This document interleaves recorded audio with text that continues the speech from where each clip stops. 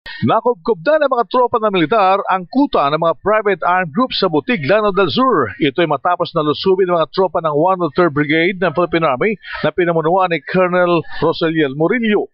Gamit sa pagsalakay ng militar ang mga remote-controlled na armored personnel carrier at sinuportahan ng mga air assets ng Philippine Air Force. Kanilang inilusad ang final push operations noong February 24 ng gabi at nagtapos sa araw ng pagdiriwang ng ika-30 anibersaryo ng EDSA People Power Revolution.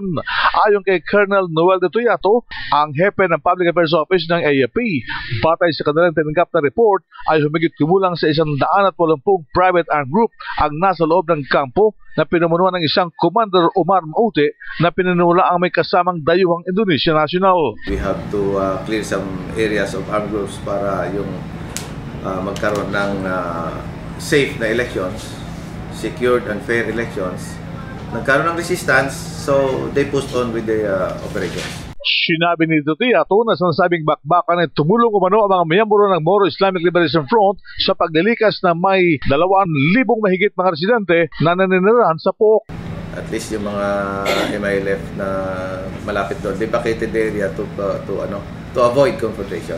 Ayon kay Tuyato, 3 bangkay ng mga bandido ang na-recover sa clearing operations. Naka-recover din ng 2 M16, isang RPG na may bala, isang homemade caliber 50 sniper rifle. Mula sa Campo Aguinaldo, RH911 Bing Formento naglilingkod sa pagbabalita.